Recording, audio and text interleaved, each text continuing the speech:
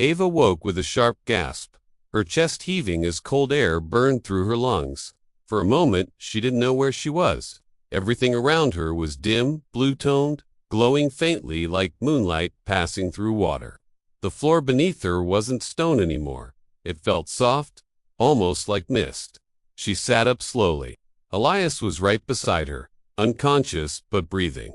His hand was still wrapped around her wrist, even in sleep, as if the house itself would pull her away the moment he let go. Ava whispered his name and shook him gently. He opened his eyes instantly, fear flashing before recognition softened it. "Ava, are you hurt?" "No, I don't think so," she whispered. "Where are we now?" Elias looked around, his face tightening. "This is the veil room," he said. "The house's memory chamber." Ava frowned. "Memory of what?" He hesitated, then answered quietly. "Everyone it has taken." Ava felt her stomach twist. A cold wind drifted across the room, and shadowy figures flickered in the mist, outlines of people. Women mostly, drifting past without faces. Ava reached out instinctively, but Elias grabbed her hand. "Don't touch them. These are echoes, trapped memories. They're not alive, but they're not gone either." A soft humming filled the room. The same lullaby Ava's grandmother used to sing. Ava's breath hitched. "That's her," she whispered. "My grandmother." A faint shape stepped forward. Not solid, not whole, but unmistakably familiar. Ava felt tears sting her eyes. "Grandma, can you hear me?" The figure didn't speak. Instead, it raised a trembling hand and pointed behind Ava. Ava turned to Rose. Her mother stood there clearer than before, her eyes less clouded, her posture stronger.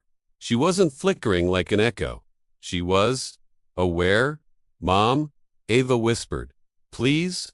I need answers." Her mother stepped closer, and for the first time, Ava noticed something horrifying. Chains of shadow wrapped around her wrists and ankles, holding her to the ground. They pulsed like veins. Elias tensed. "Ava, don't get close." But Ava ignored him and moved forward. "Mom, why did the house choose me? Why is it doing this?" Her mother's voice trembled, but this time it wasn't distorted. "Because you were the only one strong enough to break it." Ava shook her head in confusion. "Break? What? The ritual?" "No," her mother whispered. "Douse?" Elias inhaled sharply. "That's impossible. The house can't be destroyed." Ava's mother's gaze shifted to him. "It can, but only by someone the house desires, and someone the house fears." Ava swallowed. "And who is that?" Her mother's eyes filled with sorrow. "You think?" Ava stepped back. "Me? Why me?" "Because," her mother whispered, "you have something none of us ever had." Ava waited, terrified of the answer. "Someone willing to die for you." Ava's eyes widened, and she swung toward Elias. But he was already looking away, jaw clenched, as if the words were knives. Elias finally spoke. "Ava, the house isn't trying to kill you. It's trying to bind you to it. Forever. You're the first person in generations it has accepted willingly." Ava's voice trembled. "Willingly. I never chose this." Elias's eyes softened, pained. "But the house chose you. And when it chooses, it doesn't let go." Ava took a step closer to him. "Eva wants me. How do we stop it?" Elias looked at her carefully, like the answer itself could break her. "By giving it something or someone it wants more." Ava felt her throat close. "No," she whispered. "No, Elias. Don't say it." Her mother spoke softly, chains rattling with each word. "The house wants a keeper, a soul bound to protect it. If it doesn't take Ava, it will take the one connected to her." Elias didn't look away this time. "It will take me." Ava felt tears fall, hot and sudden. "Elias, I'm not sacrificing you. I won't." Elias stepped close, cupping her face gently, as if memorizing every line. "You don't get to choose," he whispered. "But I do. And if my death gives you a life outside this nightmare, I'll accept it." Ava pulled away violently. "No, I won't let you throw yourself away." The mist thickened, swirling around them. The shadows began to chant a low, haunting rhythm. The chosen must stay. The bonded must fall. Elias's expression hardened. He grabbed Ava's hand. "We run now." But Ava wasn't moving. Not until she found a way to save him and her mother. Not until she understood the real truth. The mist parted, revealing an ancient wooden door covered in carved symbols. Ava's mother whispered, "That door leads to the house's core, the heart, the birthplace of the curse." Elias tightened his grip on Ava's hand. "Whatever is behind that door is alive," he warned, "and it has waited over a century for you." Ava inhaled slowly. "Then let's finish this." And together, shaking, terrified, bound by something deeper than fear, they stepped toward the door that could free them, or swallow them whole. Ava woke up with a sharp gasp, her lungs burning as if she had been drowning. Cold stone pressed against her back. The chamber was gone. The girl was gone. The darkness that swallowed them was gone. She was lying inside a room she had never seen before, circular, silent, lit by the soft glow of candles that floated in the air without any strings or stands. Elias was beside her, unconscious, his forehead bruised from the fall through the darkness. Eva crawled closer, panic rising in her chest. "Elias, Elias, wake up, please!" Her trembling hands cupped his face. For a terrifying moment, he didn't breathe. Then he groaned softly and opened his eyes. "Ava?" His voice was weak, but real. Relief washed through her so intensely she nearly cried. "You're alive," she whispered. Elias tried to sit up, pain tightening his jaw. "What? Where are we?" Ava looked around. The room looked old, older than the rest of the house, with walls carved with symbols, names, and dates. All women. Some names were crossed out. Some weren't. Ava stood slowly, heart pounding. "This room. It belongs to the house." Elias nodded grimly. "The choosing chamber." Ava's stomach twisted. The words from earlier echoed. One must stay. One must leave. One must die. One must live. Elias pulled himself up, using the wall. "We don't have much time. The house brought us here to make its final choice." Ava turned to him sharply. "No, I'm not letting it choose anything. We're getting out." Elias shook his head. "Ava, no one escapes this room." Ava stepped closer, anger breaking through fear. "Then we'll be the first." Before Elias could answer, the candles flickered violently. A cold wind swirled around the room, and from the darkness of the ceiling, a shape slowly descended. A woman, white gown, long black hair, floating as if underwater. A face Ava knew too well, her mother. But not fully her mother. Her eyes were hollow, her body weightless, her steps silent. Ava's breath collapsed in her chest. "What?" The woman stopped a few feet away, her head tilting. "Ava," she whispered, voice echoing unnaturally.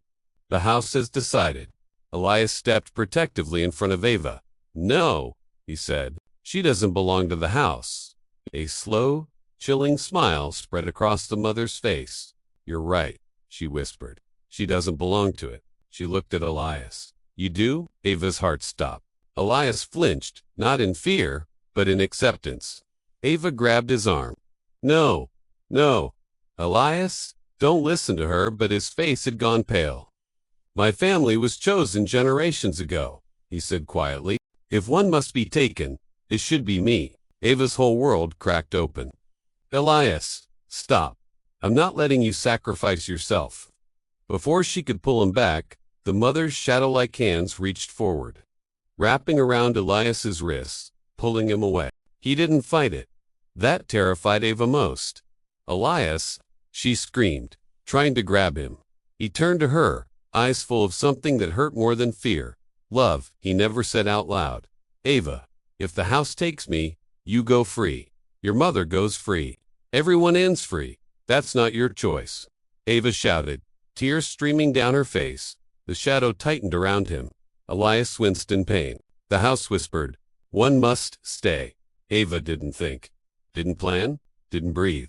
She lunged forward and wrapped her arms around Elias's chest, refusing to let the house take him alone. Her mother's ghostly face contorted. "No, Ava, don't." But Ava held tighter. "If he stays," she said fiercely, "I stay." Elias's eyes widened in shock. "Ava, no. Why?" Her voice broke. "Because you didn't give up on me. So I'm not giving up on you." The entire house trembled. Candles blew out. A deep growl rolled through the walls. The house screaming at a choice it didn't approve. Her mother cried out, "Ava, you'll doom us both." Ava shook her head. "No, I'm mending this." The room split with lightning-like cracks, climbing the walls. The symbols began to glow, reversing, rewriting themselves. Elias clung to her tightly now, not in fear, but in disbelief. "Ava, what did you do?" She pressed her forehead to his. "I chose," she whispered, and the house, for the first time, screamed. Ava didn't remember how long she had been running. The house kept twisting, hallways lengthening, doors appearing and disappearing. The floor shifting under her feet, like the building itself, was alive and furious. Elias ran beside her, breath sharp, his hand locked around hers as if he knew letting go meant losing each other forever. Behind them, the sound of the house roared, walls cracking, whispers rising into screams, shadows crawling along the ceiling like hungry creatures. "Ava, don't stop," Elias shouted. "I'm not stopping," she cried back, though her legs felt like they might give out any second. They reached the great hallway, the oldest part of the house, where the portraits of Ava's ancestors lined the walls. But tonight, every painted eye turned toward her, following her movement, whispering her name. "Ava, Ava, Ava." Ava covered her ears, trembling. "Why won't it let us go?" Elias squeezed her hand tighter. "Because you're the last piece of what it wants." Ava turned to him, heart pounding. "And what is that?" Elias looked at her with a grief she couldn't understand. "A keeper," he whispered. "A heart to bind the house for another century." Ava shook her head violently. No, I'm not staying here. I'm not becoming part of this curse." "You're not?"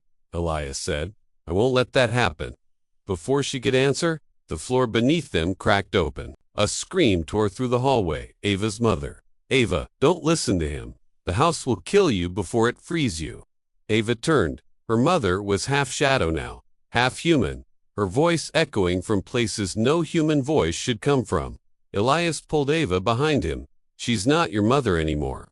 The house is controlling her." Ava shook her head, tears streaming. "Ma, please." Her mother stepped forward, collapsing to her knees. "My baby, the house wants you, but if it can't have you..."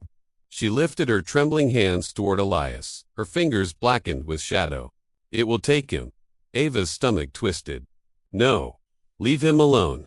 The house roared again, the walls vibrating, the floorboards lifting like they were breathing. A voice boomed from all directions, ancient and hollow. "One must stay. One must return. One must be consumed." Ava clutched Elias. "What does that mean?" Elias looked at her, pain in his eyes. "It means, if you leave, someone else must take your place." Ava shook her head. "No, I'm not letting it take anyone." The shadows swirled faster, forming a dark vortex at the far end of the hall. Ava's mother cried out in agony as the shadows wrapped around her like chains. "Ava, run, run before it." Her voice was ripped away as she was pulled into the dark. Ava screamed, reaching out. "Ma?" Elias grabbed her waist, holding her back. "You can't save her. Not anymore." Ava collapsed against him, sobbing. "Then what do we do?" "I can't lose you too." Elias lifted her chin, forcing her to meet his eyes. "You won't." The house screamed angrily, lights bursting, the windows cracking. Ava wiped her tears. "Elias, tell me what you're planning." He swallowed hard. "The house wants to keep her," he said softly, "and I'm tied to you. That means if I give myself to it, it will release you." Ava froze. "New, Elias. New, I'm not letting you sacrifice yourself." He smiled a small, wounded smile. "You didn't choose this life, Ava, but I did. I was born into it. And if saving you means ending my story here," he cupped her face gently, "then I'm ready." Ava grabbed his shirt, shaking her head violently. "You can't!" Elias sighed before she could finish the sentence. The house shook violently, trying to separate them. Elias kissed her forehead softly, whispering, "You're the first thing I ever fought the house for." Ava's breath caught. "No, Elias, please." He stepped away before she could stop him, turning toward the vortex. "Ava, when it opens a path, you run.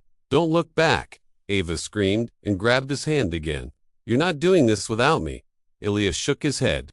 You won't survive if the house claims us both. The shadows surged toward him. Ava clung to him with everything she had. I'm not letting you go. Elias leaned down and kissed her, desperate, trembling, full of everything he couldn't say. The house roared, the vortex opening wider. Elias pushed Ava backward as the shadows wrapped around him like chains. Elias! She screamed. He smiled one last time. Live, Ava! And the house pulled him in. A blast of freezing air threw Ava across the hall. She hit the ground hard, gasping. The vortex snapped shut. The entire house went silent. Ava crawled to her knees, sobbing. Elias? Elias? But there was no answer. The front door creaked open. Light poured inside. Real sunlight. Morning light. The curse had broken. Ava staggered outside as the house behind her began to crumble. She collapsed on the grass, crying his name again and again. The house dissolved into dust. Elias was gone. Ava whispered, voice shaking, I won't forget you. A warm breeze brushed her cheek, gentle, soft. For a moment, she felt a hand there, Elias's hand. She closed her eyes. I know you're still with me. Some more, and she stood, walking away as the house turned to shadow behind her. The curse had ended, but the memory lived on. Thank you for seeing the video of the haunted house. If you enjoyed the story, please subscribe for more cinematic thriller plus horror stories. Your support means everything.